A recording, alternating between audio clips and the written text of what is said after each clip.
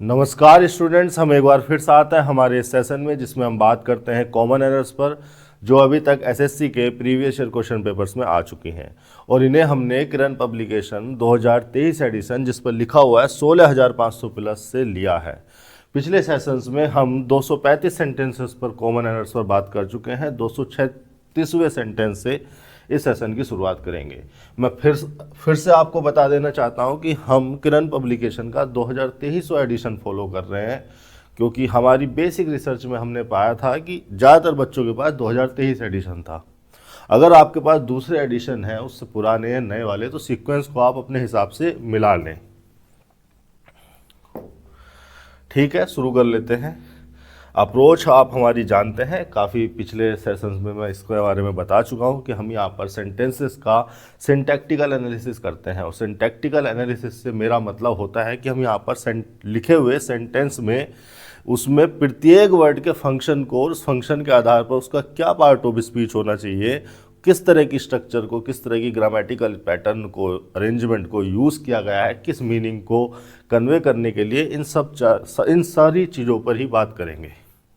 तो ये 236वां सेंटेंस है आपके सामने, किरण पब्लिकेशन 2023 एडिशन का। किसी और एडिशन में किसी और नंबर पर हो सकता है, थोड़ा बहुत इधर उधर होगा, तो आप उसको देख लें। और अगर आपको आपके एडिशन में ये नहीं भी मिल पा रहा है तो आप अपने किसी दोस्त से, फ्रेंड से आप चेंज कर लें, जिसके पास 2023 एडिशन हो वो ले लें। सेंटेंस तो वही सेम है, बस सीक्वेंस उन्होंने इधर उधर कर रखी है। अब जो भी, जिस भी वजह से उन्होंने ऐसा किया हो। ठीक है, शुरू कर लेते हैं।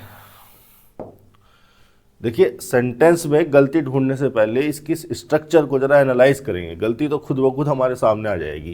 पहला वर्ड जो लिखा हुआ है वो लिखा हुआ है आपका प्रोनाउन। अब आप जानते हैं कि प्रोनाउन किसी भी सेंटेंस में या तो सब्जेक्ट रह सकता है, या ऑब्जेक्ट, या फिर कॉम्प्लीमेंट। कॉम्प्लीमेंट के बारे में आपको खुलकर बता चुका हूं कि कॉम्प्लीमेंट लिंकिंग वर्ब के बाद लिखे जाते हैं। लिंकिंग वर्ब लिंक करने के लिए लगाई जाती है कॉम्प्लीमेंट को सब्जेक्ट से, इसीलिए उनको लिंकिंग वर्ब कहा जाता है। तो इससे पहले कोई लिंकिंग वर्ब तो है नहीं, तो एक कॉम्प्लीमेंट होने की संभावना हटा दो। ऑब्जेक्ट पूरी इंग्लिश ग्रामर में या तो ट्रांजिटिव वर्ब के बाद लिखे जाते हैं या प्रीपोजिशन के बाद। अपने प्रीपोजिशन के बाद ऑब्जेक्ट होते हैं। प्रीपोजिशन अपने बाद जिस नाउन प्रोनाउन को जोड़ती हैं, उसी नाउन प्रोनाउन को उस प्रीपोजिशन का ऑब्जेक्ट कह दिया जाता है। तो इससे पहले ना तो कोई ट्रांजिटिव वर्ब है, ना कोई प्रीपोजिशन है, तो ये ऑब्जेक्ट भी नहीं है, फिर तो ये सीधे सीधे सब्जेक्ट है। और सब्जेक्टिव केस में लिखा हुआ है, ऑब्जेक्टिव केस में लिखा होता, अगर ऑब्जेक्ट होता तो अस लिखा होता। ठीक है, ये हो गया हमारा सब्जेक्ट, एक pronoun, personal pronoun. Need to, need to. अब देखिए, जो नीड है आप इसको मेन वर्ब भी कंसीडर करोगे, हेल्पिंग वर्ब तो यहाँ पर है नहीं। हेल्पिंग वर्ब नीड और डेयर हो जाती हैं तो वो नेगेटिव में या इंटेरोगेटिव में होती हैं। इस पर भी हम खुलकर चर्चा करेंगे जब हम मोडाल चैप्टर को डिस्कस करेंगे। नेगेटिव और इंटेरोगेटिव में नीड और डेयर मोडाल की तरह काम करती हैं, लेकिन ये तो अफर्मेटिव सेंटेंस है, तो आप नीड को मेन वर्ब भी कंसीडर करके चलेंगे। हेल्पिंग वर्ब तो ये है नहीं। हेल्पिंग वर्ब होती तो नेगेटिव और इंटेरोगेटिव स्ट्रक्चर में ही नीड और डेयर हेल्पिंग वर्ब यानी कि मोडाल हो पाते हैं। तो नीड हो गई आपके पास मेन वर्ब। अब ये जो मेन वर्ब है लिंकिंग नेचर की तो है नहीं, लिंक करने के लिए तो लगाई नहीं गई है। ठीक है, एक्शन नेचर की वर्ब है, एक मेंटल एक्शन को रिप्रेजेंट करती है, नीड, डिजायर, वांट। ठीक है, अब ये एक्शन नेचर की है तो एक्शन में भी ये ट्रांजिटिव एक्शन है। भाई अगर आपको किसी चीज़ की, अगर आपको नीड है तो किसी चीज़ की तो होगी, तो वो लिखा जाएगा उसके बाद में, यानी कि ट्रांजिटिव वर्ब है और उसके बाद ऑब्जेक्ट आएगा। और ऑब्जेक्ट निश्चित तौर पर ही कोई नाउन या प्रोनाउन ही होता है। तो नीड एक ट्रांजिटिव एक्शन है, ट्रांजिटिव एक्शन को चाहिए अपना ऑब्जेक्ट। कहाँ है वो ऑब्जेक्ट, कहाँ है वो नाउन? ये लिखा है वो नाउन। एक्चुअली में ये कोई रेडीमेड नाउन नहीं लिखा है, ये एक इन्फिनेटिव लिखा है, और इन्फिनेटिव को नाउन बनाया गया है। इन्फिनेटिव जो होते हैं 2+V1, 2+ वर्ब की फर्स्ट फॉर्म, ये नाउन भी हो जाता है, एडजेक्टिव भी हो जाता है, एडवर्ब भी हो जाते हैं। तीनों ही फंक्शन में तीनों ही रोल ये सेंटेंस में निभा देते हैं। तो यहाँ पर ये इन्फिनेटिव है, और इस इन्फिनेटिव को अगर ट्रांजिटिव वर्ब के बाद लगाया गया है तो इस इन्फिनेटिव को आप कहोगे ऑब्जेक्ट। अब चूंकि ऑब्जेक्ट का काम कर रहा है तो ये हो गया नाउन। एडजेक्टिव होता तो किसी नाउन को मॉडिफाई करता, एडवर्ब होता तो किसी वर्ब एडजेक्टिव या एडवर्ब को मॉडिफाई करता। यहाँ वो नीड ट्रांजिटिव वर्ब का ऑब्जेक्ट बन रहा है, आप इसे कंसिडर करोगे नाउन। अब देखिए जो इन्फिनेटिव है ना, नाउन बन तो गया, ऑब्जेक्ट बन तो गया नीड का, लेकिन मूलतः ये एक नॉन फाइनाइट वर्ब है। वर्ब है तो अगर वर्ब है तो इसमें वर्ब का एट्रीब्यूट भी रहेगा। कहाँ है वो वर्ब का एट्रीब्यूट, किस वर्ड में रहेगा, टू में तो रहेगा नहीं, सराउंड में। सराउंड में वो वर्ब का एट्रीब्यूट है, और सराउंड अगर वर्ब है तो अब इस वर्ब के इस एट्रीब्यूट पे भी फोकस करना पड़ेगा, उस प्रॉपर्टी को ये कैरी करके चल रही है। ठीक है, अगर ये वर्ब है तो एक ये किस नेचर की वर्ब है, एक्शन नेचर। सराउंड खुद एक एक्शन नेचर की वर्ब है, और एक्शन नेचर की वर्ब है तो यहाँ पर ये हो रही है ट्रांजिटिव नेचर की वर्ब, ट्रांजिटिव एक्शन। और इस ट्रांजिटिव एक्शन की वजह से ही इसके बाद एक और ऑब्जेक्ट लिखा गया जो कि एक रिफ्लेक्सिव प्रोनाउन है। और रिफ्लेक्सिव प्रोनाउन तब लिखे जाते हैं जब ट्रांजिटिव वर्ब का ऑब्जेक्ट जिस पर्सन को रिफर कर रहा हो वही पर्सन को वो सब्जेक्ट भी रिफर कर रहा हो। ठीक है, अगर यहाँ पे दे हो जाता तो यहाँ पर आवरसेल्व्स लगाने की जरूरत नहीं थी, सीधे अस लगा देते, ऑब्जेक्टिव केस लगा देते। हमें रिफ्लेक्सिव केस इसलिए लगाना पड़ा, रिफ्लेक्सिव प्रोनाउन इसलिए लगाना पड़ा क्योंकि इस वर्ब का सराउंड का सब्जेक्ट भी वी है और ऑब्जेक्ट भी वही पर्सन है। ठीक है, तो ये केस हो जाता है रिफ्लेक्शन का। जैसे आपके सामने एक मिरर रखा हुआ है और आप मिरर में देखते हैं तो आप क्या देखते हैं, आप खुद को देखते हैं। ठीक है, तो ये इसको कहते हैं रिफ्लेक्शन। उसी प्रकार से इस ट्रांजिटिव वर्ब का इफेक्ट जिस ऑब्जेक्ट पे ट्रांसफर हुआ वही सब्जेक्ट था, यानी कि सब्जेक्ट ने जो भी कुछ किया या कहा वो उस पर खुद पर ही उसका इफेक्ट ट्रांसफर हुआ। तो it is a case of reflection. इसको इस सिचुएशन में आप रिफ्लेक्सिव प्रोनाउन लगाते हैं जब ट्रांजिटिव वर्ब का ऑब्जेक्ट सब्जेक्ट सेम पर्सन हो। ठीक है, we need to surround our self surround transitive verb का ऑब्जेक्ट बन गया। उसके बाद लिखा हुआ है विद आ गया एक प्रीपोजिशन, और चूंकि प्रीपोजिशन है तो इसके बाद चाहिए इसको ऑब्जेक्ट। भाई प्रीपोजिशन लगाया गया है तो किसी नाउन प्रोनाउन को जोड़ने के लिए लगाया गया होगा, किससे जोड़ने के लिए लगाया गया होगा वो अब देख लेंगे, लेकिन जोड़ किसे रहा है, वो जोड़ रहा है केयरिंग प्यूपिल को। प्यूपिल यहाँ पर नाउन है और केयरिंग वर्ब की आईएनजी फॉर्म यानी कि प्रेजेंट पार्टिसिपल हो रही है। कैसे पता चला मुझे प्रेजेंट पार्टिसिपल हो रही है, मेरे को कोई रात में सपना नहीं आया, कोई मेरे दिमाग में कोई ऐसी चिप फिट नहीं कर रखी है, मैं सीधे सीधे शब्दों के फंक्शन देखता हूँ। ना आप तय करते हैं, ना मैं तय करता हूँ, ना ही कोई छोटा बड़ा ग्रामेरियन तय करता है कि किस वर्ड को किस पार्ट ऑफ स्पीच में होना है। ये तय करता है उसका फंक्शन, किसी भी वर्ड का फंक्शन निर्धारित करता है कि उसका पार्ट ऑफ स्पीच क्या होगा, उसे किस कैटेगरी में रखा जाएगा। जैसे ही मैंने देखा कि ये केयरिंग लगाया गया है इस प्यूपिल नाउन को मॉडिफाई करने के लिए, तो मुझे समझ में आया कि ये जो केयरिंग है नाउन मॉडिफायर हो रहा है, यानी कि नाउन को मॉडिफाई करने के लिए लगाया गया है। और नाउन मॉडिफायर है तो इसका मतलब ये एक एडजेक्टिव है, और वर्ब की आईएनजी फॉर्म जब एडजेक्टिव का काम करती है तो उसको कहा जाता है प्रेजेंट पार्टिसिपल। और ये जो पूरी की पूरी फ्रेज है केयरिंग प्यूपिल, ये इसको कहेंगे हम नाउन फ्रेज। नाउन फ्रेज इसलिए क्योंकि जो मेन वर्ड है वो तो नाउन है, केयरिंग तो उस नाउन के लिए प्यूपिल के लिए लगाया गया है। इस विद प्रीपोजिशन का ऑब्जेक्ट क्या हो गया, केयरिंग प्यूपिल, वो नाउन फ्रेज हो गई। इस विद प्रीपोजिशन ने केयरिंग प्यूपिल को किससे जोड़ दिया, और सेल्फ से जोड़ दिया, ये सराउंड से जोड़ा। देखिए जो प्रीपोजिशन है ये लगाई जाती है किसी नाउन प्रोनाउन को सेंटेंस के किसी भाग से जोड़ने के लिए। अगर हमें किसी नाउन को या किसी प्रोनाउन को सेंटेंस के किसी भी भाग से जोड़ना है तो हम प्रीपोजिशन लगाकर जोड़ सकते हैं। तो जोड़ा किससे गया है, विद ने केयरिंग प्यूपिल को किस वर्ड से किस फ्रेज से जोड़ा, सराउंड से। अगर आप ये कहोगे कि सराउंड से जोड़ा, सराउंड के मीनिंग को क्लियर करने के लिए आया है, तो आप इस प्रीपोजिशनल फ्रेज को कहोगे एडवर्ब फ्रेज। विद केयरिंग प्यूपिल, ये जो प्रीपोजिशनल फ्रेज है इसको आप कंसीडर करोगे एडवर्ब फ्रेज। अगर आप ये कंसीडर कर रहे हो, अगर आप ये मान रहे हो कि विद प्रीपोजिशन लगाया गया है केयरिंग प्यूपिल को सराउंड के मीनिंग से जोड़ने के लिए, सराउंड के मीनिंग में कुछ ऐड करने के लिए, ठीक है, तो आप कहोगे इसको एडवर्ब फ्रेज।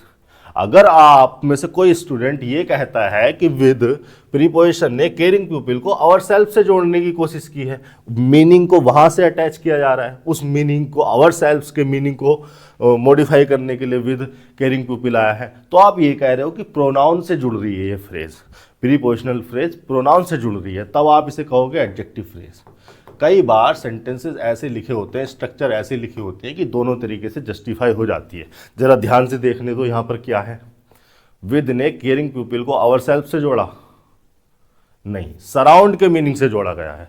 जैसे मैं आपके सामने एक सेंटेंस लिखूं, Ram with Radha went to forest, ठीक है, ये लिखा मैंने, Ram with Radha went to forest. अब यहां पर ये जो विद प्रीपोजिशन है, इस प्रीपोजिशन का ऑब्जेक्ट क्या है, राधा। अब विद प्रीपोजिशन ने अपने ऑब्जेक्ट को, मतलब राधा को, नाउन को किससे जोड़ने की कोशिश की है, किससे जोड़ा गया है, राम से ही जोड़ा गया है ना, राम एक नाउन है और विद प्रीपोजिशन ने राधा को राम से जोड़ दिया। यहां पर विद का मतलब होता है अकम्पनिंग, अकम्पनिंग मतलब किसी की कंपनी को, किसी को अपनी कंपनी में लेकर, कंपनी मतलब साथ लेकर। हैविंग लगा दो चाहे विद को, यहाँ ये कंसीडर कर लो कि विद का मीनिंग यहाँ पर हैविंग है, हैव का मतलब भी टू पजेस है, टू ओन। तो विद प्रीपोजिशन ने राधा को नाउन से जोड़ा है, तो यहाँ पर इस सिचुएशन में जो विद राधा प्रीपोजिशनल फ्रेज है, इस नाउन के लिए आई है, नाउन के लिए आई है, तो आप इसे कह सकते हैं एडजेक्टिव फ्रेज, सीधे सीधे।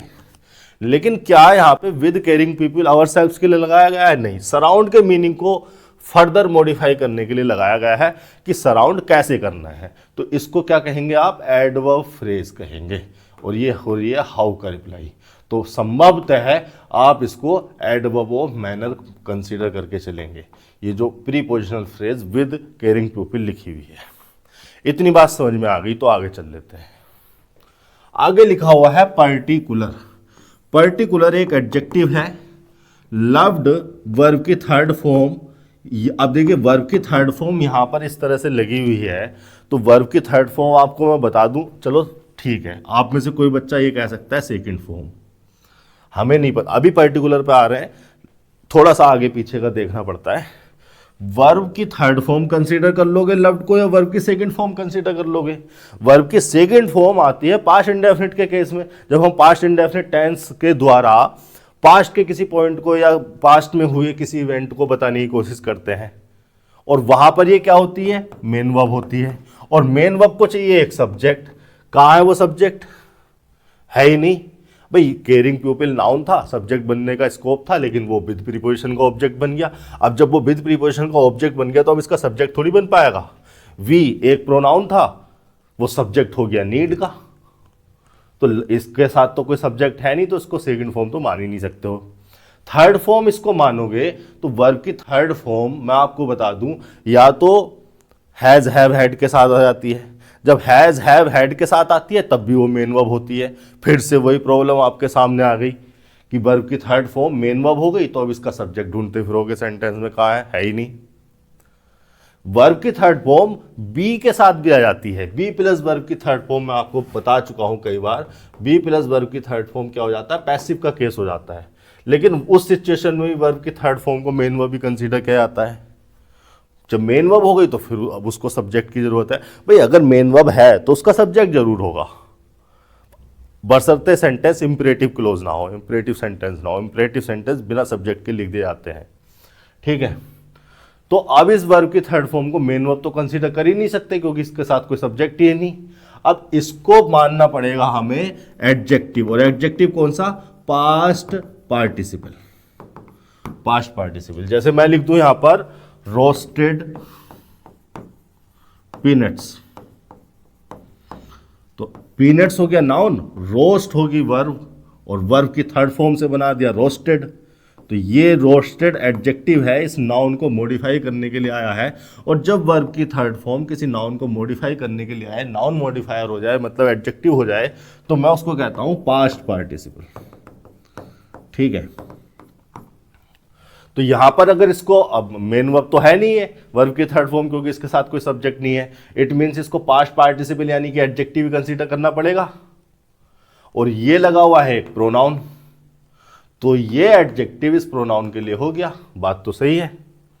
लेकिन अब ये एडजेक्टिव किसके लिए होगा? भाई अगर ये एडजेक्टिव लगा हुआ है तो इससे पहले फिर पर्टिकुलर नहीं एडवर्ब होना चाहिए था, पर्टिकुलरली। चलो इतनी बात समझ गए ना तुम लव्ड वंस के बारे में कि वंस प्रोनाउन है और लव्ड हो रहा है वर्ब की थर्ड फॉर्म पास्ट पार्टिसिपल यानी कि एडजेक्टिव। अब इस पर्टिकुलर पे जरा थोड़ी सी बात कर लेते हैं। एरर एक्चुअली में यही दे रखी है आपके सेंटेंस में, इसलिए इसको समझना जरूरी है। पर्टिकुलर, पर्टिकुलर एक एडजेक्टिव है और इसका मतलब है स्पेशल या एस्पेशल। इसको मैं कहता हूं स्पेशल, इसको मैं कहता हूं एस्पेशल।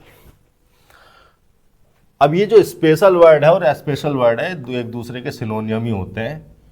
हालांकि सिनोनियम होने के साथ साथ इनके यूसेज में थोड़ा सा डिफरेंस है कि कहां पर क्या यूज करना है। मोस्ट केसेस में 80-90% केसेस में एक दूसरे की जगह यूज हो जाते हैं और सिमिलर मीनिंग के साथ चलते हैं। लेकिन एक दो सिचुएशन ऐसी भी हो सकती है जहां पर हम स्पेशल को प्रीफर करेंगे, स्पेशल को नहीं। मतलब सिमिलर वर्ड है, सिनोनियम है एक दूसरे के, लेकिन दोनों अलग अलग वर्ड हैं, एक ही वर्ड नहीं है। दोनों अलग अलग वर्ड हैं, सिमिलर मीनिंग के साथ हैं, सिनोनियम है एक दूसरे के, लेकिन फिर भी थोड़ा सा डिफरेंस है। इनके डिफरेंस को समझने के लिए मैं एक और वीडियो बना दूंगा, डिस्क्रिप्शन में उसका लिंक दे दूंगा। यहाँ ऊपर स्क्रीन पर आई बटन पर क्लिक करने से वो वीडियो आपको मिल जाया करेगी। थोड़ी देर में इस लेक्चर के बाद मैं बना दूंगा। फिलहाल पर्टिकुलर का मतलब होता है स्पेशल या स्पेशल। मतलब क्या? कोई ऐसी चीज जो किसी स्पेसिफिक पीपल या थिंग से रिलेट कर रही हो, बिलोंग कर रही हो। मैं यहां पर लिख देता हूं belonging to a specific thing और पर्सन। कोई भी ऐसी चीज जो किसी स्पेसिफिक थिंग या पर्सन से बिलोंग कर रही हो, आप उसे कह सकते हैं पर्टिकुलर या स्पेशल या स्पेशल। जैसे एग्जाम्पल के तौर पर मैंने लिखा है यहां पर सी wants a particular type of job। ठीक है, अब इस पर्टिकुलर की जगह आप स्पेशल भी लिख सकते हैं, स्पेशल की जगह आप स्पेशल भी लिख सकते हैं। तीनों ही वर्ड यहां पर मीनिंगफुल है, ग्रामेटिकली सही है। ये तो हो गया पर्टिकुलर के बारे में। अब इसी पर्टिकुलर में एल बाई लगा के, पर्टिकुलर में एल बाई लगाकर हमने बना दिया पर्टिकुलरली, पर्टिकुलरली। ठीक है, ये जो हो गया एडजेक्टिव में एल वाई लगा तो ये हो गया एडवर्ब। अब इस एडवर्ब का मीनिंग समझ लो। एक मीनिंग तो इसका यही है, मोर देन, ऐसे लिख देता हूं, मोर, ग्रेटर और बेटर देन यूजुअल। कोई भी नॉर्मल चीज है, यूजुअल की जगह आप नॉर्मल भी लिख सकते हैं। कोई भी नॉर्मल चीज है, कोई भी यूजुअल है, उससे कोई चीज बेटर हो तो आप उसको कह सकते हो स्पेशल। इसी तरह से उसे स्पेशली भी कहा जा सकता है, यानी कि पर्टिकुलरली भी कहा जा सकता है। जैसे एग्जाम्पल के तौर पर मैंने यहां पर लिख दिया that was a particularly harsh winter. ठीक है, जितनी नॉर्मल यूजुअल विंटर होती है इंडिया में उससे ज़्यादा वो हार्श थी। तो यहाँ पर मैं पर्टिकुलरली से लगभग वेरी या एक्सट्रीमली के सिमिलर मीनिंग को कन्वे करने की कोशिश करता हूँ। वेरी या एक्सट्रीमली के सिमिलर मीनिंग को कन्वे करने की कोशिश करता हूँ पर्टिकुलरली से। That was a particularly harsh winter. एक मीनिंग, एक यूसेज इसका ये हो गया। दूसरा, किसी जनरल इंफॉर्मेशन को, किसी जनरल पूरे लिख देता हूं, किसी जनरल इंफॉर्मेशन को प्रिसाइज करने के लिए, प्रिसाइज मतलब उसके बारे में डिटेल से कुछ बताने के लिए, को प्रिसाइज करने के लिए। प्रिसाइज का मतलब होता है डिटेल करना किसी चीज को, किसी जनरल इंफॉर्मेशन को प्रिसाइज करने के लिए। या ऐसे लिख दूं मैं, किसी थिंग या पर्सन को स्पेशल अटेंशन देने के लिए, अटेंशन देने के लिए, ऐसे भी लिख सकता हूं मैं, ठीक है। आप पर्टिकुलरली को यूज कर सकते हैं एग्जाम्पल के तौर पर। देखिए इतना खोलकर मैं इन छोटे छोटे शब्दों को इसलिए बताता हूं क्योंकि ये वर्ड आपका पीछा छोड़ेंगे नहीं, ये फिर आपको कहीं सेंटेंस इंप्रूवमेंट में, कहीं किसी क्लोज टेस्ट में लगे हुए मिल जाएंगे, ठीक है। तो इनको समझ लो। क्या लिखा मैंने, किसी जनरल इंफॉर्मेशन को प्रिसाइज करने के लिए या किसी थिंग या पर्सन को स्पेशल अटेंशन देने के लिए। जैसे मैंने लिखा she can drive all the vehicles, ठीक है। फिर मैंने लिखा पर्टिकुलरली फोर व्हीलर्स, हटा देता हूं, ठीक है।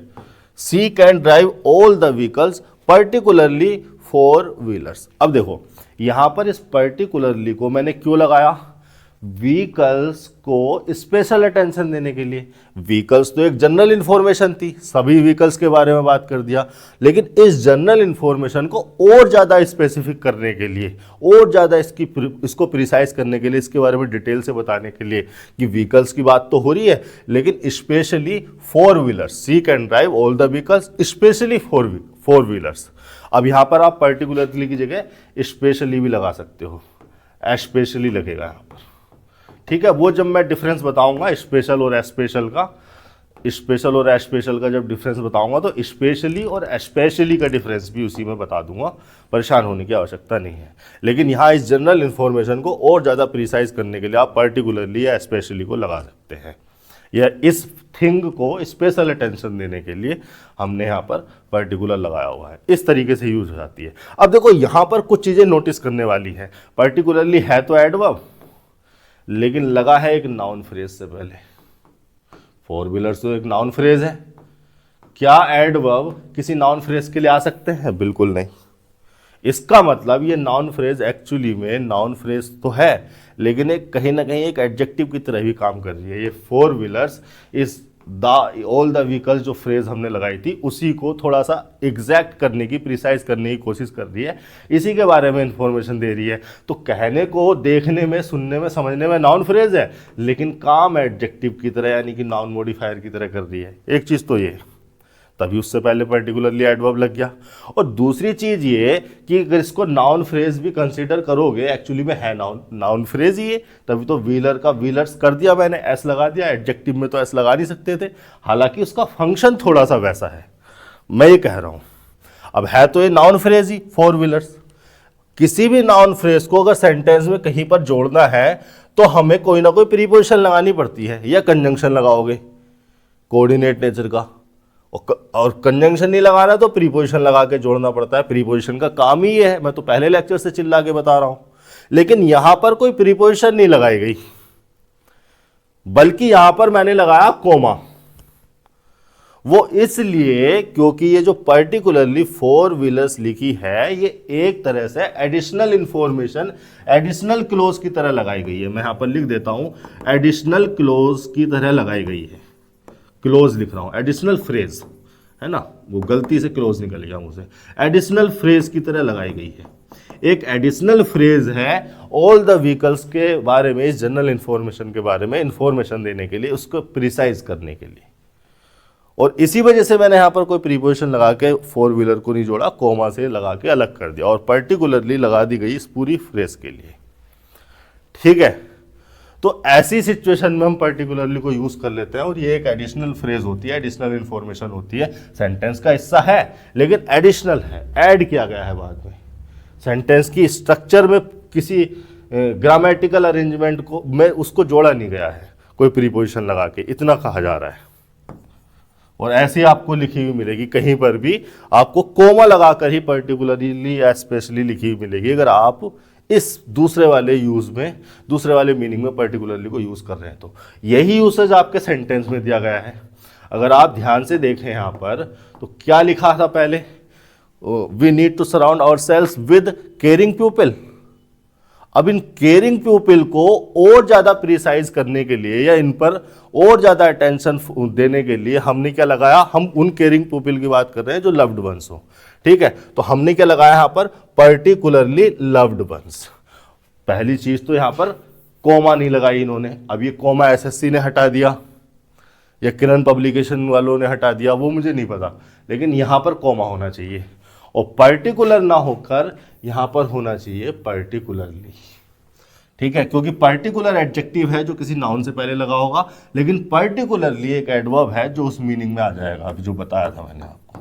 तो यहाँ पर होना चाहिए पर्टिकुलरली लव्ड वंस। अब ये पर्टिकुलरली पूरी लव्ड वंस फ्रेज को एक एडिशनल इंफॉर्मेशन की तरह जोड़ दिया कोमा लगा के, इतनी बात हो गई। अब ये वंस जो लगा हुआ है ये एक प्रोनाउन है, इसके लिए ये हु लग गया, हु लग गया एक रिलेटिव प्रोनाउन। अब जो रिलेटिव प्रोनाउन होते हैं वो अपने एंटीसीडेंट के लिए लगते हैं, एंटीसीडेंट के लिए लगेगा तो कंजंक्शन तो ये होते ही हैं। अब एंटीसीडेंट के लिए लगेगा तो एंटीसीडेंट का जो नंबर है वही इसका नंबर हो जाएगा। अगर वंस प्लूरल है तो ये जो हु है ये भी प्लूरल की तरह ही काउंट होगा। और हु तो आपको पता है सब्जेक्ट हो सकता है भाई। ये रिलेटिव प्रोनाउन जो है रिलेट करने के लिए लगाए जाते हैं अपने से पहले लिखे हुए एंटीसीडेंट को सबऑर्डिनेट क्लोज में। ये वो क्लोज है जो हु से स्टार्ट हो रही है और इस रिलेटिव प्रोनाउन का काम है इस वंस को, इसके मीनिंग, वंस के मीनिंग को इस सबऑर्डिनेट क्लोज में रिलेट करना। इसके साथ साथ ये कंजंक्शन भी हो जाएगा और सब्जेक्ट ऑब्जेक्ट भी बन जाएगा इस सबऑर्डिनेट क्लोज का। तो इसको ब्रिंग को सब्जेक्ट की जरूरत है या ऑब्जेक्ट की? भाई ब्रिंग तो ट्रांजिटिव वर्ब है, ट्रांजिटिव वर्ब का लिखा है ऑब्जेक्ट, यहाँ पर एक होप लिखा है, एक सपोर्ट लिखा है, कंजंक्शन एंड से जोड़कर दो नाउन को जोड़ दिया एंड कंजंक्शन ने। तो hope and support bring transitive verb के ऑब्जेक्ट है, तो इसको किसकी जरूरत है? सब्जेक्ट की, इसलिए हु लगा है। अगर यहाँ पर होम लिख दिया जाता तो गलत होता, आपको हु लिखना पड़ता, ठीक है। Loved ones who bring hope and support. यहाँ पर ब्रिंग का ब्रिंग्स नहीं कर सकते हो आप। देखो हु का अपना कोई नंबर नहीं है, उसका नंबर डिपेंड कर रहा है उस पर जिसके लिए वो आया है, आया वो वंस के लिए है। Ones who bring hope and support, to preposition लग गया और प्रीपोजिशन के बाद आ गया आवर हार्ट्स एंड माइंड्स। इसको मैं हटा देता हूँ, इरेज कर देता हूँ, फिर वही सवाल आ जाएगा कि सर कहाँ से शुरू करें कहाँ ख़त्म करें। सपोर्ट टू प्रीपोजिशन और इस प्रीपोजिशन के बाद इसका ऑब्जेक्ट एंड कंजंक्शन से जोड़ के लगा हुआ है। देखिए जो एंड कंजंक्शन होते हैं ना, ये कोऑर्डिनेट नेचर के कंजंक्शन होते हैं और कोऑर्डिनेट नेचर के कंजंक्शन वर्ड्स को भी जोड़ देते हैं, फ्रेजेस को भी जोड़ देते हैं, क्लोजेस को भी जोड़ देते हैं, ठीक है। और ये जो एंड होता है कुमुलेटिव नेचर का कंजंक्शन होता है। कुमुलेट का मतलब to gather information, to gather something, together, पास ला देना, इकट्ठा कर देना चीज़ों को, तो ये वही काम करता है। यहाँ पर इसने होप और सपोर्ट को जोड़ दिया, दोनों नाउन थे। यहाँ पर इसने आवर हार्ट्स को एंड माइंड्स को जोड़ दिया, ये भी एक नाउन फ्रेज है और ये भी एक नाउन थी। आवर कॉमन हो गया। अब देखिए आवर हार्ट्स के साथ लगाया है, यहाँ पर दोबारा से आवर लगाने की आवश्यकता नहीं थी। जैसे मैथ में चलता है ना, ए बी प्लस ए सी हो तो आप क्या करते हैं, ए को कॉमन ले लेते हैं, बी प्लस सी, ठीक है। यानी कि प्लस से आप सिर्फ उसको जोड़ते हैं जो कि अनकॉमन था, ए को आपने कॉमन ले लिया ब्रैकेट में। वैसे ही यहाँ पर भी हो जाता है, बेसिक सेंस है, किसी भी लैंग्वेज में हो जाता होगा, मैं इंग्लिश की बात कर रहा हूँ। आवर को कॉमन ले लिया, हार्ट्स एंड माइंड्स को जोड़, हार्ट्स और माइंड्स को जोड़ दिया एंड कंजंक्शन ने, कोऑर्डिनेट नेचर का कंजंक्शन है। कोऑर्डिनेट नेचर के जो कंजंक्शन होते हैं वो सेम रैंक की स्ट्रक्चर को जोड़ते हैं। नाउन को नाउन से जोड़ेंगे, एडजेक्टिव को एडजेक्टिव से, एडवर्ब को एडवर्ब से, ठीक है। टू प्रीपोजिशन का पूरा ऑब्जेक्ट हो गया our hearts and minds. And with whom we can communicate. अब देखो ये वाला जो एंड कंजंक्शन है ये किससे जोड़ने के काम कर रहा है? इस वाले एंड कंजंक्शन ने इन दोनों को जोड़ दिया, इस वाले एंड कंजंक्शन ने इन दोनों को जोड़ दिया। लेकिन ये वाला जो एंड कंजंक्शन है ये किस लिए लगाया गया है, ये किसको किससे जोड़ रहा है? ठीक है, ये जोड़ रहा है इस विद whom यानी कि प्रीपोजिशनल फ्रेज को इससे, आवर सेल्फ से, ठीक है। We need to surround our self with caring people and with whom, यानी कि अगर आप ध्यान से देखेंगे तो ये विद होम, इस प्रोनाउन को किससे जोड़ा जा रहा है, होम को केयरिंग प्यूपिल से जोड़ा जा रहा है। Preposition with caring प्यूपिल, with caring प्यूपिल and with home.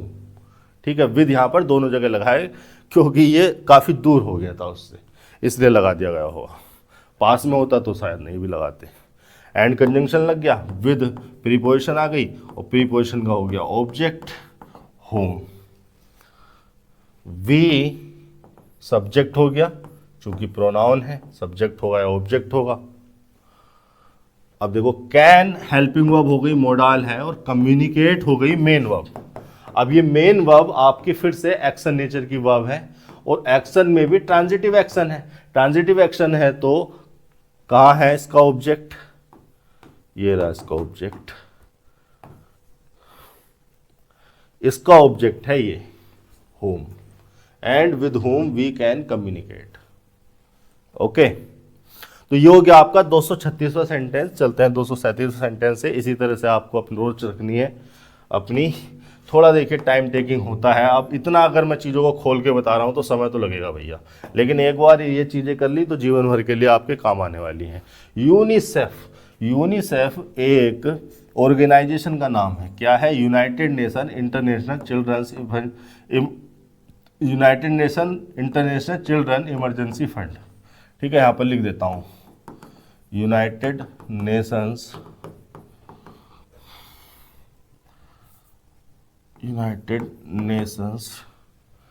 International, यहाँ पे एपोस्ट्रोफी एस नहीं होता यार शायद।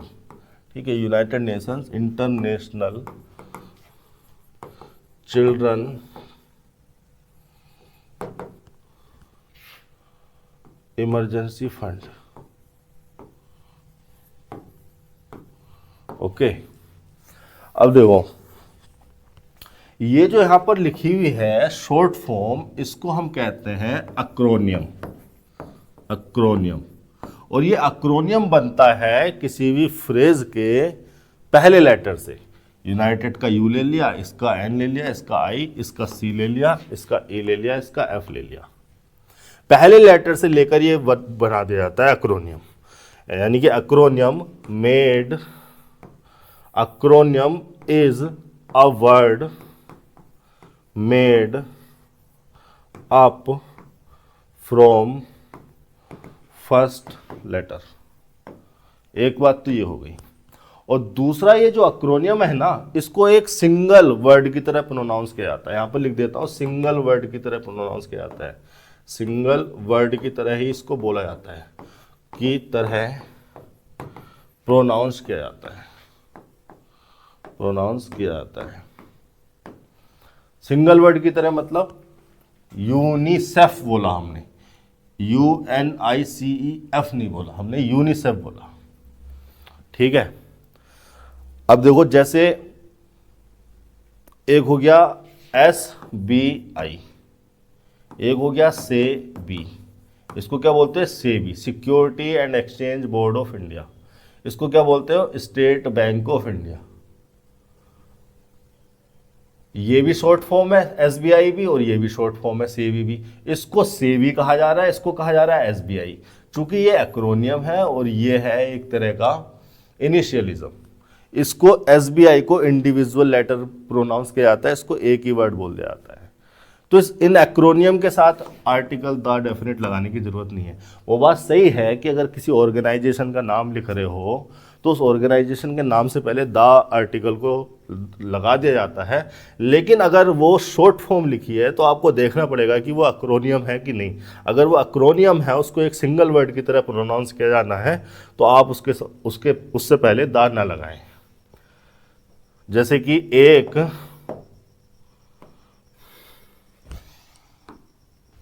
एक वर्ड है, मैंने एक सेंटेंस लिखा, देखो, यूनेस्को।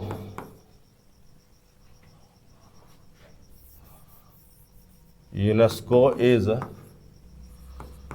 responsible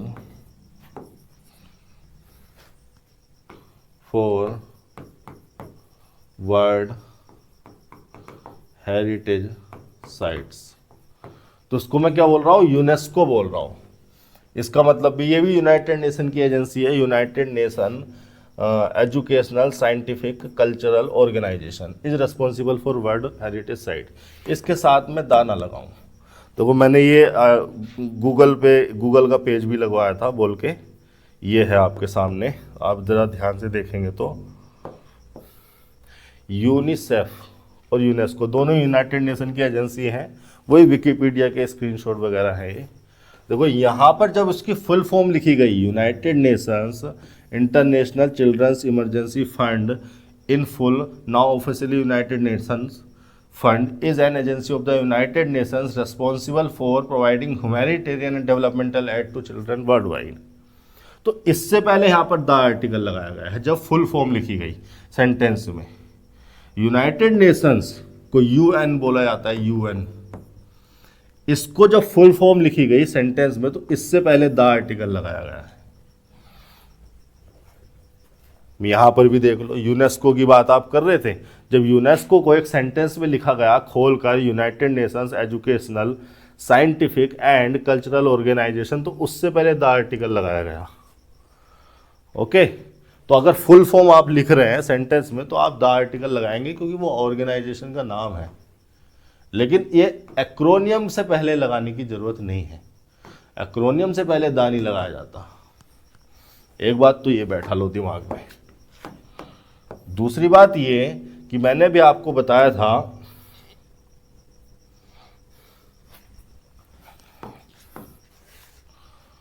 ये रहा,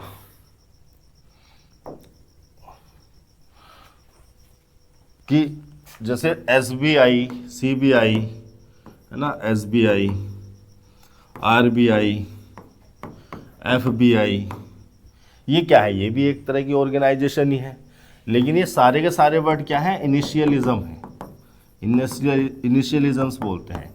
ये जो इनिशियलिज्म्स होते हैं ये भी फर्स्ट लेटर से ही बनाए जाते हैं, ये भी शॉर्ट फॉर्म होती है, फर्स्ट लेटर से ही बनाए जाते हैं, लेकिन इनको इंडिविजुअली ईच लेटर इनका अलग प्रोनाउंस किया जाता है। रबी नहीं कर दोगे आप, फबी नहीं कर दोगे, सभी नहीं कर दोगे आप, एसबीआई बोलोगे, आरबीआई बोलोगे, तो इंडिविजुअल लेटर को आप अलग बोलते हैं। तो इनसे पहले आप द आर्टिकल लगाकर चलें। जैसे मैं लिख सकता हूं सी वर्क्स इन द सीबीआई, ठीक है। अब मैंने देखो सीबीआई की शॉर्ट फॉर्म से पहले द आर्टिकल यहाँ पर लगाया और आपको हर जगह इसी तरह से लगा हुआ मिलेगा। इतनी सी बात अगर समझ में आ गई हो तो वापस चल लेते हैं अपने सेंटेंस पर। ये है हमारा सेंटेंस, यूनिसेफ लिखा हुआ है, इसके सामने दा की कोई ज़रूरत नहीं है, किरण पब्लिकेशन ने पता नहीं कहाँ से लगा दिया। इज़ यहाँ पर क्या है, एक तरह की मेन वर्ब है, चूँकि वो लिंकिंग नेचर की वर्ब है। जब वी मेन वर्ब होती है तो वो होती है लिंकिंग वर्ब, और उसके बाद लिखा हुआ है एक कॉम्प्लीमेंट। कॉम्प्लीमेंट ये है आपका, इस कॉम्प्लीमेंट को यूनिसेफ सब्जेक्ट से लिंक करने के लिए ही लिंकिंग वर्ब को लगाया गया है। क्या है कॉम्प्लीमेंट आपका, एक नाउन फ्रेज है, ऑर्गेनाइजेशन नाउन हो गई, इंटरनेशनल उसके लिए एडजेक्टिव हो गया, और एन हो गया आर्टिकल, क्योंकि यहाँ पर ये वोवल साउंड थी तो एन लगा दिया। एन इंटरनेशनल ऑर्गेनाइजेशन एक नाउन फ्रेज कॉम्प्लीमेंट बन गई। ये हो गया आपका 237।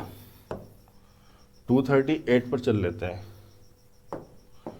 The boy who studies hard he will pass with flying colours, ठीक है। बॉय हो गया आपका नाउन, द हो गया आर्टिकल। अब देखो ये है noun phrase. Noun phrase sentence में मैं बता चुका हूं, चीख चीख कर या तो सब्जेक्ट होगी, ऑब्जेक्ट होगी, या कॉम्प्लीमेंट होगी। अब कॉम्प्लीमेंट होगी तो इससे पहले लिंकिंग वर्ब लिखी होनी चाहिए थी, जैसे हमारी पिछले सेंटेंस में लिखी हुई थी, ठीक है। देखो मैं क्या कह रहा था कि ये an international organization noun phrase complement है, तो इससे पहले लिंकिंग वर्ब लिखी हुई है इज। लेकिन यहाँ वाले सेंटेंस में द बॉय, इस नाउन फ्रेज को कॉम्प्लीमेंट कंसीडर करोगे तो यहाँ पर कोई लिंकिंग वर्ब होनी चाहिए थी, जो कि नहीं है। ऑब्जेक्ट भी इसको कंसीडर नहीं किया जा सकता क्योंकि इससे पहले कोई ट्रांजिटिव वर्ब या प्रीपोजिशन नहीं लगी है। ऑब्जेक्ट भी नहीं है, कॉम्प्लीमेंट नहीं है, फिर तो निश्चित तौर पर ये सब्जेक्ट होगा। ये हो गया आपका सब्जेक्ट। हु प्रोनाउन तो है लेकिन प्रोनाउन में भी वो दो सेंस में, दो फंक्शन में यूज होता है। एक तो वो इंटेरोगेशन के लिए यूज हो सकता है इंटेरोगेटिव सेंस में, या इंटेरोगेटिव प्रोनाउन कह दोगे आप। दूसरा वो इसके साथ साथ रिलेटिव प्रोनाउन भी हो सकता है। इंटेरोगेटिव प्रोनाउन की तरह यूज होगा, इंटेरोगेटिव फंक्शन में यूज होगा, तो इंटेरोगेट करने के लिए, क्वेश्चन पूछने के लिए, who are you, who is your father, ठीक है, इस टाइप से यूज होगा क्वेश्चन पूछने के लिए। रिलेटिव प्रोनाउन की तरह जब यूज होगा हु, तो रिलेट करने के लिए लगाया जाता है रिलेटिव प्रोनाउन। रिलेट करते हैं किसको? अपने से पहले लिखे हुए इस एंटीसीडेंट को। एंटीसीडेंट का मतलब पूर्वगामी, जो पहले लिखा हो। तो इस एंटीसीडेंट को इस सबऑर्डिनेट क्लोज में, इस क्लोज में रिलेट करने के लिए हमने हु लगा दिया। अब ये जो रिलेटिव प्रोनाउन है आते हैं ना, ये कंजंक्शन का काम भी करते हैं, और कंजंक्शन होने के साथ साथ ये सब्जेक्ट ऑब्जेक्ट भी हो जाते हैं इस सबऑर्डिनेट क्लोज का। तो स्टडीज मेन वर्ब हो गई, इस मेन वर्ब का सब्जेक्ट गायब है, तो एक्चुअली में हु को ही सब्जेक्ट होना है, तो हु ठीक लिखा है।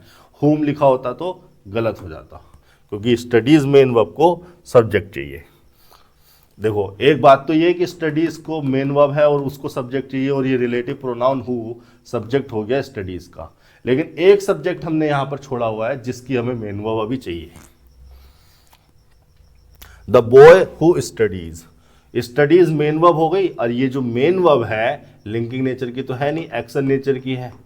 अब एक्शन नेचर की वर्ब ये ऐसी है कि ये ट्रांजिटिव भी हो सकती है, इनट्रांजिटिव भी हो सकती है। बहुत सारी वर्ब्स आपको ऐसी मिलती हैं जो ट्रांजिटिव भी हो जाएंगी, इनट्रांजिटिव भी हो जाएंगी। ट्रांजिटिव होंगी तो अपने बाद ऑब्जेक्ट लेंगी, इनट्रांजिटिव होंगी तो अपने बाद ऑब्जेक्ट नहीं लेंगी। जैसे यहाँ पर क्या लिखा हुआ है? हार्ड लिखा हुआ है। हार्ड क्या है? एडवर्ब ऑफ मैनर है, ठीक है।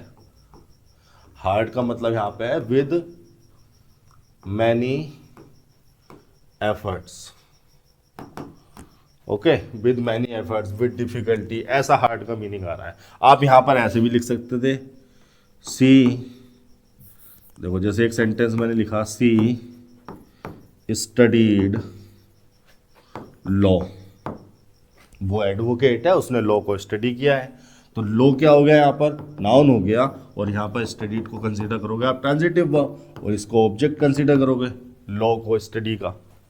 तो यहां पर ये ट्रांजिटिवली यूज हो रही है, लेकिन आपके सेंटेंस में स्टडी को इनट्रांजिटिवली यूज किया गया है। ये नहीं बताया जा रहा है कि उसने क्या स्टडी किया है, ये बताया जा रहा है उसने कैसे स्टडी किया है, कैसे स्टडी वो करती है ना। तो कैसे का रिप्लाई अगर यहां पर लिखा है, यानी कि हाउ का रिप्लाई अगर यहां पर लिखा हुआ है, तो हाउ तो खुद एक एडवर्ब मैनर है, तो उसका जो रिप्लाई होगा वो भी एडवर्ब मैनर होगा। तो हार्ड लगाया गया है एडवर्ब मैनर, ये उस मैनर को बता रहा है जिस मैनर में इस वर्ब को, इस एक्शन को किया जा रहा है।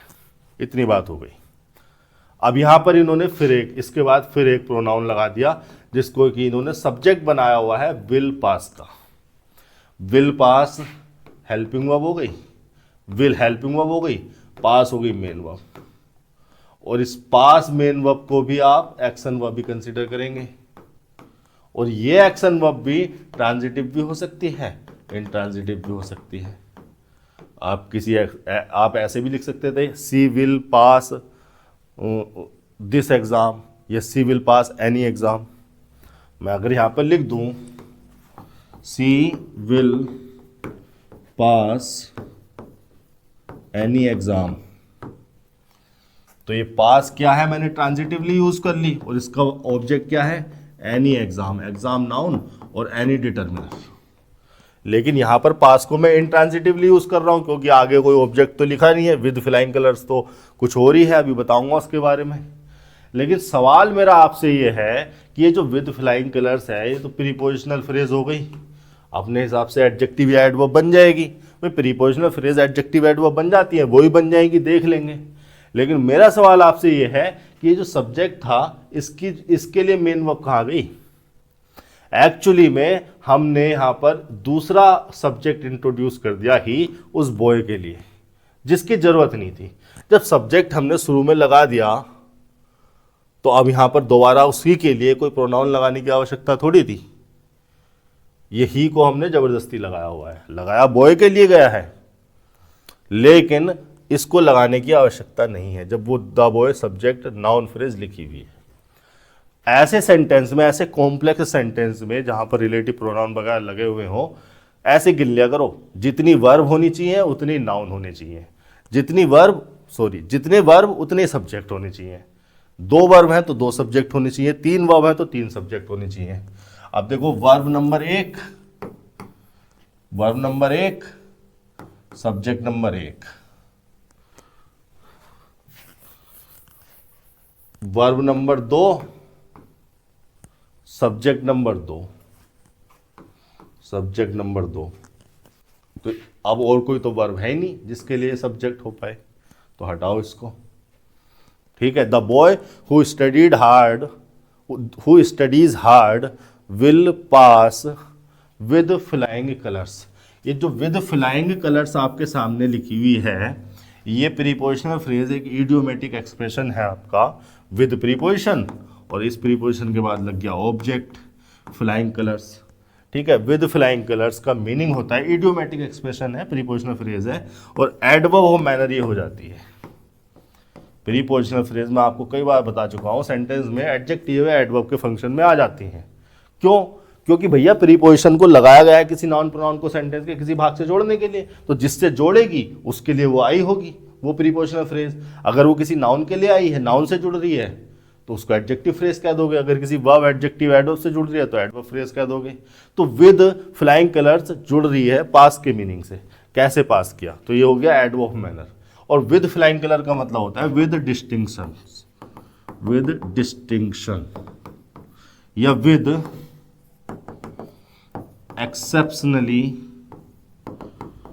एक्सेप्शनली हाई स्कोर या मार्क्स लिख देता हूं। ये हो गया आपका 238वां सेंटेंस, ही नहीं होगा, वो गलत हो गया।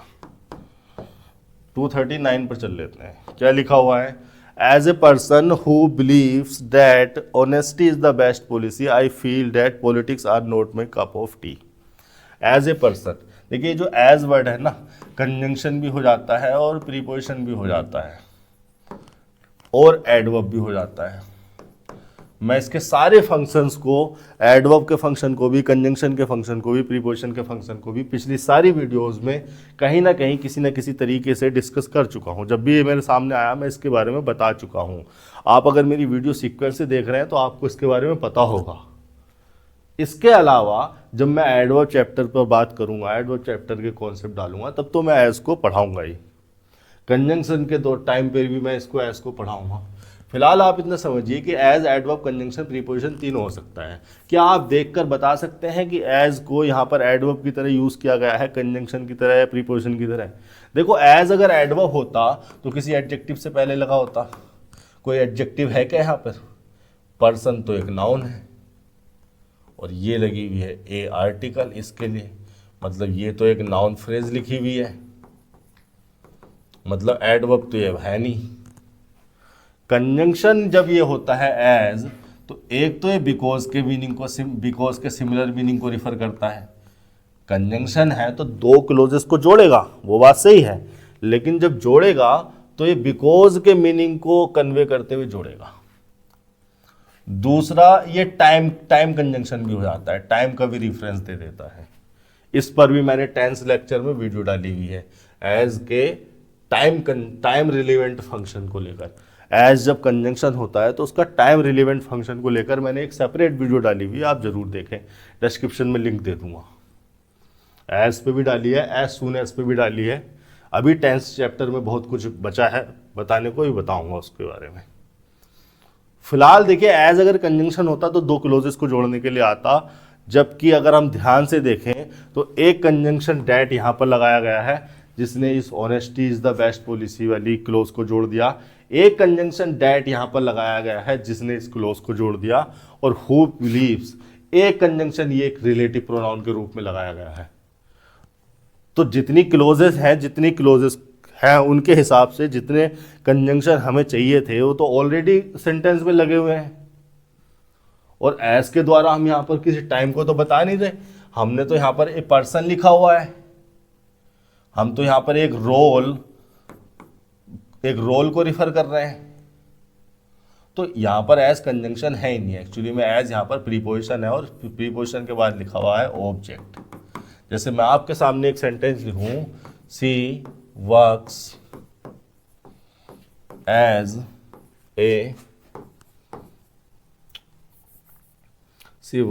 ए मैनेजर, ठीक है। तो एज यहां पर क्या हो गया, प्रीपोजिशन, और इस प्रीपोजिशन का ऑब्जेक्ट हो गया मैनेजर। अब मैं मैनेजर से क्या बता रहा हूं, मैं उस रोल को रिफर कर रहा हूं, है ना। रोल किसके रोल को, शी के रोल को, कि शी किस रोल में, she works as a manager. तो as a person, as preposition हो गया, उस प्रीपोजिशन के बाद ये नॉन फ्रेज हो गई, उसका ऑब्जेक्ट, प्रीपोजिशन उसका ऑब्जेक्ट हो गई, ये प्रीपोजिशनल फ्रेज हो गई। हु यहाँ पर फिर से एक रिलेटिव प्रोनाउन लगा है। रिलेटिव प्रोनाउन हमने एंटीसीडेंट अ पर्सन के लिए लगाया गया है, और रिलेटिव प्रोनाउन है तो सब्जेक्ट ऑब्जेक्ट हो जाएगा किसका, बिलीव्स का। तो बिलीव्स को सब्जेक्ट की जरूरत है ऑब्जेक्ट की। देखो बिलीव्स से पहले कोई सब्जेक्ट तो है नहीं, इट मीन्स अब हु को ही इसका सब्जेक्ट होना है, ठीक है। अगर बिलीव से पहले कुछ लिखा होता, आई लिखा होता, वी लिखा होता, या राम या राधा लिखी होती, तब तो हम कह देते बिलीव्स का सब्जेक्ट है राधा। इसका मतलब हु को बिलीव्स का सब्जेक्ट नहीं बना सकते, बिलीव्स ने तो अपना सब्जेक्ट ले लिया है, आई, वी या राधा या राम में से कुछ, तो अब हु को कुछ और करो, है ना। लेकिन फिलहाल तो वैसी सिचुएशन नहीं है, इसका मतलब ये हु सब्जेक्ट हो जाएगा इस बिलीव्स का। बिलीव हो गई मेन वर्ब और हु रिलेटिव प्रोनाउन है, ये बन गया सब्जेक्ट। अभी देखिए बिलीव जो है ना, ये एक मेंटल एक्शन है, और ये जो एक्शन है ये ट्रांजिटिव नेचर का एक्शन है। ट्रांजिटिव नेचर का एक्शन है तो उसके बाद इसका ऑब्जेक्ट होना चाहिए। कहाँ है इसका ऑब्जेक्ट, डैट। डैट प्रोनाउन हो सकता है तो ऑब्जेक्ट भी हो सकता है, वो बात तो सही है आपकी, लेकिन क्या वाकई में डैट यहाँ प्रोनाउन के फंक्शन में है, नहीं है। डैट यहां पर कंजंक्शन के फंक्शन में है। डैट जब प्रोनाउन होता है तो किसी को पॉइंट आउट करने के लिए यूज होता है। जो डिस्टेंस में दूर हो उसके लिए आप कहते हो डैट, जो डिस्टेंस में पास हो उसके लिए आप कहते हो दिस, जो टाइम में दूर हो, टाइम में दूर हो उसको आप कहते हो डैट, जो टाइम में पास हो, समय के हिसाब से पास हो नजदीकी, उसको कहते हो आप this. This moment, that moment, this time, that time. That time मतलब दूर वाला टाइम, ठीक है। तो डैट यहां पर पॉइंट आउट करने के लिए तो यूज हो नहीं रहा, प्रोनाउन भी नहीं है, डिटर्मिनर भी नहीं है, यहां पर वो कंजंक्शन के फंक्शन में है। अब ये कंजंक्शन के फंक्शन में, इस कंजंक्शन के द्वारा लिखी गई है एक क्लोज, सबऑर्डिनेट कंजंक्शन है तो ये सबऑर्डिनेट क्लोज यहां पर लिखी गई है। ये जो पूरी क्लोज लिखी गई है, ये जो पूरी सबऑर्डिनेट क्लोज लिखी गई है, यही है बिलीव्स का ऑब्जेक्ट। क्योंकि ट्रांजिटिव वर्ब थी, उसको अपना ऑब्जेक्ट चाहिए था। ये ऑब्जेक्ट ना व्हाट का रिप्लाई होते हैं, है ना। हु बिलीव्स व्हाट, चलो हु पर्सन के लिए यूज हुआ ना, तो हु की जगह पर्सन लगा कर ही बोलो। A person believes what, that honesty is the best policy. तो व्हाट की जगह क्या है, पूरा का पूरा एक क्लोज है।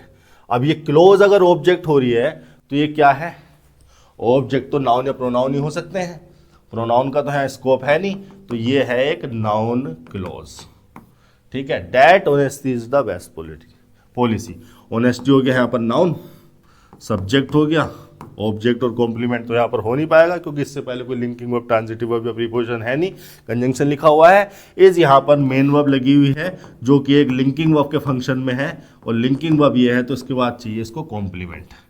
कॉम्प्लीमेंट लिखा हुआ है द बेस्ट पॉलिसी, पॉलिसी हो गया नाउन, बेस्ट हो गया उसके लिए एडजेक्टिव, द लग गया आर्टिकल क्योंकि बेस्ट एडजेक्टिव लगाया हुआ है।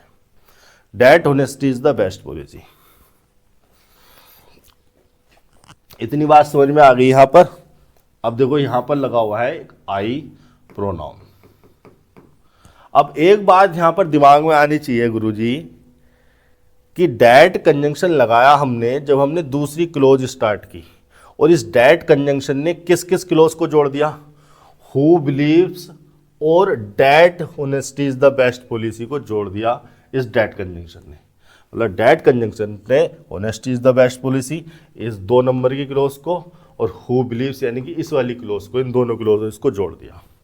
जो हमने एक और क्लोज स्टार्ट की तो यहां पर हमने कंजंक्शन क्यों नहीं लगाया गुरुजी, क्योंकि कंजंक्शन लगाने की यहां पर जरूरत ही नहीं है। तुम्हें ऐसा लग रहा है हमने एक नई क्लोज स्टार्ट की, ये क्लोज तो पहले ही स्टार्ट हो गई थी, और ये क्लोज स्टार्ट हो गई थी इस प्रीपोजिशन से। प्रीपोजिशन से क्लोजेस को, सेंटेंसेस को स्टार्ट कर दिया जाता है थोड़ा सा उनको आर्टिस्टिक मैनर में लिखने के लिए, कलाकारी दिखाने के लिए, कविता के रूप में। तो ये जो एज ए पर्सन हमने लिखा था, ये क्लोज वहीं पे, सेंटेंस वहीं पे स्टार्ट हो गया था। As a person I feel का ही हिस्सा है, ठीक है। I feel as a person, ऐसे समझ लो। जैसे मैंने यहां पर लिखा she works as a manager, I feel as a person. तो आई फील कोई नई क्लोज स्टार्ट नहीं हुई, वो वहीं से स्टार्ट हो गई थी।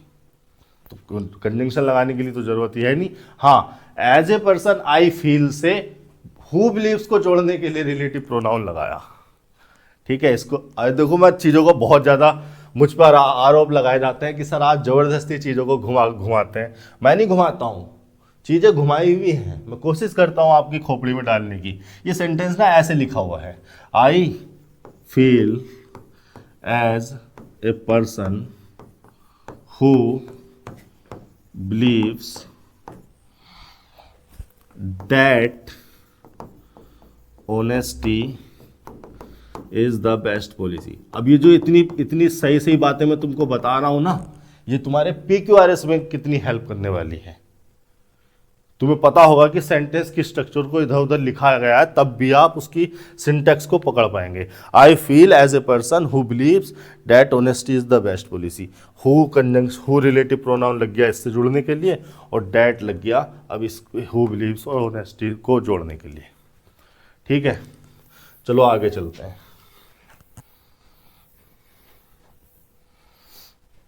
आई फील मेन वर्ब हो गई, ठीक है। अब मेन वर्ब है तो ये भी एक्शन नेचर की वर्ब है, मेंटल एक्शन है, ट्रांजिटिव है, और ट्रांजिटिव वर्ब है तो उसके बाद भी क्या आना चाहिए, ऑब्जेक्ट आना चाहिए। और वो ऑब्जेक्ट ये पूरी की पूरी क्या हो रही है, नाउन क्लोज हो रही है। जैसे बिलीव के बाद हो रही थी, ऐसी फील के बाद हो रही है। और इस क्लोज को जोड़ा गया है डैट कंजंक्शन से। देखिए, हमने डैट कंजंक्शन यूं ही नहीं लगा रखा है। कोई भी जो कंजंक्शन होता है, कोई भी जो वर्ड होता है, उसका एक स्पेसिफिक मीनिंग है, उसका एक स्पेसिफिक फंक्शन है। एक या दो, तीन भी हो जाते हैं, वो डिपेंड करता है कौन से वर्ड की बात कर रहे हैं। तो उन शब्दों के कुछ स्पेसिफिक मीनिंग है, स्पेसिफिक फंक्शन है, उसी फंक्शन को, उसी मीनिंग को हमें कन्वे करना होता है, तो हम उस वर्ड को लगाते हैं। डैट कंजंक्शन लगाया जाता है मेन क्लोज में, मेन क्लोज से रिलेटेड कोई इन्फॉर्मेशन देने के लिए। मेन क्लोज में कुछ ऐसा है जिससे रिलेटेड हम कोई इन्फॉर्मेशन देना चाह रहे थे, तो हम डैट कंजंक्शन से क्लोज को जोड़कर लिखते हैं। डैट एक सबऑर्डिनेट कंजंक्शन है। जैसे हम ये आई फील हमारी क्या है, मेन क्लोज है, तो फील के बारे में बताने के लिए, इससे रिलेवेंट इन्फॉर्मेशन के लिए हमने डैट कंजंक्शन लगाया। बिलीव से रिलेवेंट इन्फॉर्मेशन लेने के लिए हमने डैट कंजंक्शन लगाया। हमने यहाँ पे कोई और कंजंक्शन क्यों नहीं लगाया? कंजंक्शन तो हमारे पास बहुत सारे हैं। व्हेन क्यों नहीं लगाया, वेयर क्यों नहीं लगाया, ये भी कंजंक्शन हो जाते हैं। बट भी एक कंजंक्शन हो जाता है, एंड भी एक कंजंक्शन हो जाता है। बात सिर्फ कंजंक्शन लगाने की नहीं है, वो कंजंक्शन लगाने की है जो उस फंक्शन के हिसाब से, उस मीनिंग के हिसाब से सुटेबल हो। तो मेन क्लोज से रिलेटेड किसी इंफॉर्मेशन को देने के लिए हम डैट कंजंक्शन का प्रयोग करते हैं। मेन क्लोज में कुछ ऐसा है जिसके बारे में बता रहे हैं, तो डैट कंजंक्शन। डैट कंजंक्शन हमने लगाया, फिर हमने एक क्लोज लिख दी, politics are not my cup of tea. Politics के बारे में आपको मैं बता दूं, गलती चूंकि यहां पर ही है। पॉलिटिक्स मैथमेटिक्स, ठीक है, यहां पर लिख देता हूं, पॉलिटिक्स, मैथमेटिक्स, स्टैटिस्टिक्स, और भी ऐसी चीजें हो, और भी लिख देता हूं मैं, ETC लिख देता हूं, और भी ऐसे कुछ हो सकते हैं। सब्जेक्ट है ये। एक्चुअली में ये जो इनके बाद में ऐसा लगा है ना, इससे कंफ्यूज मत हो जाना, ये सब्जेक्ट के नाम है। सब्जेक्ट के नाम है जो हम पढ़ते हैं अपने स्कूल में, कॉलेज में, और ये सब्जेक्ट के नाम है, तो ये सारे के सारे सिंगुलर ही होते हैं, ठीक है। ऐसे इकोनॉमिक्स हो सकता है, इकोनॉमिक्स हो सकता है, ये सब सब्जेक्ट के नाम है, तो सिंगुलर ही होते हैं सब। अब ये सिंगुलर ही है, इसको इरेज कर देते हैं पहले। अब चूंकि ये सिंगुलर ही है, तो पॉलिटिक्स हो गया एक नाउन, और वो भी सिंगुलर काउंटेबल, तो यहाँ पर आर नहीं इज आना चाहिए था। और इज यहाँ पर क्या हो गया, मेन वर्ब हो गया, लिंकिंग नेचर की वर्ब हो रही है। मेन वर्ब इसलिए क्योंकि दूसरी कोई मेन वर्ब तो है नहीं, इसको मेन वर्ब कंसीडर करना पड़ेगा। Is not my cup of T, note एक एडवर्ब लग गया, यहाँ पर इस मेन वर्ब से बाद में लग गया। वैसे तो नोट एडवर्ब फ्रीक्वेंसी की तरह काम करता है, मेन वर्ब से पहले आना चाहिए, लेकिन आर या बी एक ऐसी मेन वर्ब है उससे पहले नोट को लगा नहीं सकते, बाद में लिखा जाता है, ये प्रीफरेंस है। माई कप ऑफ टी, ये जो कप ऑफ टी है, माई कप ऑफ टी है, इस नाउन फ्रेज का मतलब होता है, ये भी एक इडियोमेटिक फ्रेज है, इस नाउन फ्रेज का मतलब होता है फेवरेट एक्टिविटी, फेवरेट एक्टिविटी। ठीक है, politics is not my favourite activity, या activity of interest, activity of interest is not my cup of, preposition लग गया, इस प्रीपोजिशन के बाद आपका टी ऑब्जेक्ट हो गया, और not my cup, my cup क्या हो गया, कॉम्प्लीमेंट हो गया, किसके लिए, पॉलिटिक्स के लिए। 239वां सेंटेंस आपका कंप्लीट हुआ। गलती यहां पर यही है, आर की जगह आपको इज करना है। 240वां चलते हैं। It is not possible for me to give you the accurate date of my departure yet. It क्या है, एक प्रोनाउन है, सब्जेक्ट हो गया, ऑब्जेक्ट और कॉम्प्लीमेंट तो यहां पर होगा नहीं। ठीक है, किसी सिचुएशन को, इवेंट को, किसी एक्शन को इंट्रोड्यूस करने के लिए इंट्रोडक्टरी सब्जेक्ट के रूप में यूज कर ले आता है इट, वैसे ही यहां पर हो रहा है। इज यहां पर क्या है, लिंकिंग नेचर की वर्ब है। कैसे पता चला सर मुझे लिंकिंग नेचर की वर्ब है, क्योंकि या तो ये जो बी है या तो हेल्पिंग वर्ब हो सकती है या मेन वर्ब हो सकती है। जब मेन वर्ब होगी तो ही लिंकिंग वर्ब होगी, लिंकिंग वर्ब मेन वर्ब भी होती है। अब हेल्पिंग वर्ब अगर ये होती तो मेन वर्ब के साथ लिख के आती भैया, मेन वर्ब तो यहाँ कहीं लिखी ही नहीं है, पॉसिबल तो एडजेक्टिव है, और नोट लग गया उस एडजेक्टिव से पहले एक एडवर्ब, फॉर लग गया प्रीपोजिशन, और इस प्रीपोजिशन के बाद लिखा हुआ है ऑब्जेक्ट, तो एक्चुअली में यही मेन वर्ब है। और मेन वर्ब है तो लिंकिंग नेचर की वर्ब है, लिंकिंग नेचर की वर्ब है तो उसके बाद क्या लिखा होना चाहिए, उसका कॉम्प्लीमेंट। तो लिखा तो है, ये कॉम्प्लीमेंट ही तो लिखा है, पॉसिबल, पॉसिबल इट सब्जेक्ट के लिए कॉम्प्लीमेंट, इट को ही पॉसिबल कहा जा रहा है। It is not possible for me to give. अब देखिए ये जो टू गिव है ना, ये एक इन्फिनेटिव लगा हुआ है, इन्फिनेटिव लगा हुआ है, यानी कि 2 + V1 लगा हुआ है। मैं पहले आपको बता चुका हूं कि इन्फिनेटिव सेंटेंस में नाउन हो जाते हैं, एडजेक्टिव हो जाते हैं, एडवर्ब भी हो जाते हैं। अब आप क्या देख के बता सकते हैं कि ये एडजेक्टिव है, एडवर्ब है, ये क्या है, ये नाउन है। इसके लिए आपको ये देखना होगा कि टू गिव आया किसके लिए है। एक्चुअली मैंने आपको बताया था कि किसी सिचुएशन को, इवेंट को, हैपनिंग को या किसी एक्शन को इंट्रोड्यूस करने के लिए इट को इंट्रोडक्टरी सब्जेक्ट के रूप में, डमी सब्जेक्ट के रूप में यूज कर ले आता है। जिस एक्शन को इंट्रोड्यूस करने के लिए हमने इट यूज किया था, उसी एक्शन के बारे में इंफॉर्मेशन देने के लिए यहाँ पर टू गिव लगाया गया है ना। It is not possible for me या to give is not possible for me, यहाँ पर इट की जगह टू गिव लगाकर देख लो, समझ में ना आ रहा हो तो। इसी को तो पॉसिबल कहा जा रहा है या नॉट पॉसिबल कहा जा रहा है। तो सब्जेक्ट हमारा ये होना था, हमने ये सब्जेक्ट ना लगा के इट को इंट्रोडक्टरी सब्जेक्ट के रूप में लिख दिया। अब उस प्रोनाउन के लिए, इट के लिए टू गिव को लगाया गया है, तो मैं इसको एडजेक्टिव कंसीडर करूंगा, क्योंकि ये हो तो गया एडजेक्टिव, लेकिन है तो बेसिक रूप से नॉन फाइनाइट वर्ब ही।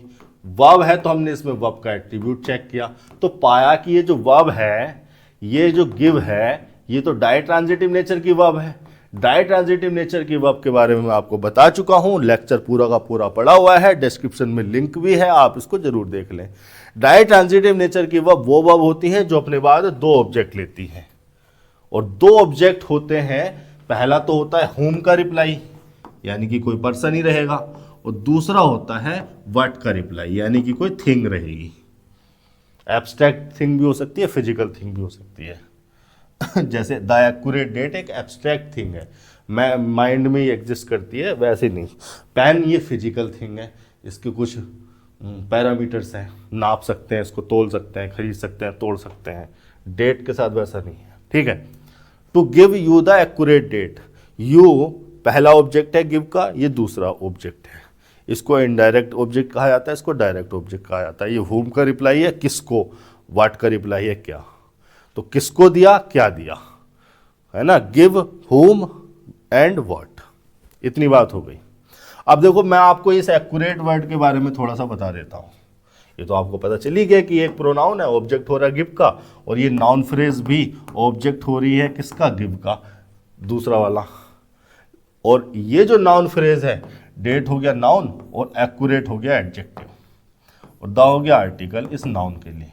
लेकिन ये एक्यूरेट ना यहाँ पर सही नहीं लगा हुआ है। और इस बात को अच्छे से समझने के लिए ना मेरी जरा ये वाली बात सुनो। एक वर्ड होता है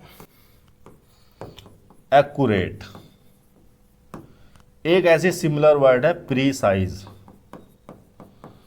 एक ऐसी सिमिलर वर्ड है एग्जैक्ट। इनके डिफरेंस आपको पता है। एक्यूरेट का मतलब होता है करेक्ट, इसका मतलब भी करेक्ट होता है, एग्जैक्ट का मतलब भी करेक्ट ही होता है। डिक्शनरी पे डालकर देख लेना चाहे, मेरी बात का यकीन ना हो तो। लेकिन एक्यूरेट में जो एक्यूरेसी के द्वारा या एक्यूरेट बोलकर जिस करेक्टनेस को दिखाया जाता है वो पूरी तरह से करेक्ट नहीं होता। एक्यूरेट का मतलब करेक्ट है लेकिन क्लोज टू द ट्रूथ, जो सही चीज है उसके क्लोज की बात की गई है, या विद लेस एरर। ये पूरी तरह से करेक्ट नहीं होता, इसमें थोड़ी बहुत 1-2% एरर की गुंजाइश हो सकती है ना। एक्यूरेट का मतलब करेक्ट, मतलब क्लोज टू द ट्रूथ, जो एक्चुअल में जो बात है उसके क्लोज की बात की जा रही है, थोड़ी सी एरर की गुंजाइश है। प्रीसाइज का मतलब भी करेक्ट होता है लेकिन ये डिटेल होता है, correct with detail, correct with detail. और ये भी जो है ना क्लोज टू द ट्रूथ ही होता है, क्लोज टू द ट्रूथ होता है ये भी। हालांकि इसमें गलती की गुंजाइश और कम हो जाती है क्योंकि आपने डिटेल में कुछ बता दिया, विद लेसर एरर। लेकिन एग्जैक्ट का मतलब जो करेक्ट होता है ना वो एक्चुअली में वही होता है ट्रूथ, है ना। एक्चुअली में 100% वही जो था उसी को आप एग्जैक्ट कह सकते हो, है ना। विद नो एरर लिख देता हूं मैं। ये डिफरेंस है इन तीनों में। जैसे फॉर एन एग्जाम्पल, आपके साथ कल रात कोई दुर्घटना हुई, सड़क पे आप आ रहे थे, आपके साथ दुर्घटना हुई, तो मैंने आपसे जानना चाहा कि क्या हुआ था। तो अगर मैं आपसे कहूं कि आपने एक्यूरेट इन्फॉर्मेशन दी, इसका मतलब आपने करेक्ट इन्फॉर्मेशन दी, लेकिन 2-4 बातें इधर उधर हो सकती हैं क्योंकि गलती की गुंजाइश है। ट्रुथ के बहुत क्लोज थे आप, लेकिन 100% सही नहीं थे, क्लोज थे 98%, 97%। अगर मैं कहूँ प्रिसाइज इन्फॉर्मेशन आपने मुझे दी है, प्रिसाइज इन्फॉर्मेशन दो, तो आपने जो भी इन्फॉर्मेशन दी, जो भी मुझे बताया, वो बड़े डिटेल में खोल कर बताया, एक एक चीज़ को आपने बताया, एक एक पॉइंट को आपने बताया। तो गलती की गुंजाइश और कम हो गई क्योंकि आपने डिटेल में बताया। लेकिन है अभी भी जो आपने बताया वो भी क्लोज है ट्रुथ के, पूरी तरह ट्रुथ नहीं है। लेकिन आपने अगर एग्जैक्ट इन्फॉर्मेशन दे दी तो आपने 19-20 भी नहीं, 100% वही इन्फॉर्मेशन दी जो ट्रुथ था, जो बताया। इसको आप एग्जैक्ट कहते हैं। तो इस तरह से यूज होते हैं। अब जरा ध्यान से मेरी बात सुनो। जैसे मैंने यहां पर लिखा एक्यूरेट आंसर, एक्यूरेट आंसर, आपने जो भी मुझे बताया आंसर दिया वो एक्यूरेट आंसर दिया। आप प्रीसाइज आंसर भी लिख सकते हैं। प्रीसाइज आंसर तब लिख सकते हैं आप जब करेक्ट हो, डिटेल में हो। आप एग्जैक्ट आंसर भी लिख सकते हैं, ठीक है, तीनों ही सही है। लेकिन आंसर के साथ तो ये तीनों ही सही हैं। क्या डेट के साथ एक्यूरेट सही हो सकता है? क्या डेट में कहीं गलती की गुंजाइश है? भाई डेट तो 19 है तो 19 ही होगी। ऐसा तो है नहीं कि आप 19.5 बता सकते हो किसी डेट को, या 20.02 बता सकते हो और कह सकते हो सर इसके करीब ही है। नहीं कह सकते ना। तो इसके साथ तो आप एग्जैक्ट ही लगा कर चलोगे। यहाँ पर तो एरर की कोई गुंजाइश ही नहीं, आंसर में थी, इंफॉर्मेशन में थी, तो जहाँ है वहाँ तीनों वर्ड यूजफुल थे, लगाए जा सकते थे, जस्टिफाइबल थे। डेट के साथ नहीं लगाए जा सकते। तो यहाँ पर इसीलिए इसी वजह से यहां पर एक्यूरेट ना होकर यहां पर होना चाहिए exact. You the exact date of, preposition लग गया, प्रीपोजिशन का ऑब्जेक्ट लग गया, माई डिपार्चर, डिपार्चर नाउन हो गया, माई हो गया उसके लिए डिटर्मिनर। यट का मतलब हो गया, यट एक एडवर्ब, टाइम लग गया, ठीक है। और यट का मतलब होता है till now. It is not possible for me to give you the exact date of my departure yet. ये हो गए 240 सेंटेंसेज। अगर आपको किसी भी पार्ट से कोई भी प्रॉब्लम है, कोई भी डाउट है आपका किसी भी सेंटेंस से, चाहे इस वीडियो का हो या कहीं पर भी आप किसी भी सेंटेंस को लगा रहे हो, कोई सी भी किताब से आप लगा रहे हो इंग्लिश से रिलेटेड, अगर आपको कोई भी डाउट है, कोई भी समस्या है, तो आप मुझे कमेंट सेक्शन में लिख सकते हैं। मुझे बहुत खुशी होगी आपको जवाब देने में। आज के लिए इतना ही, धन्यवाद।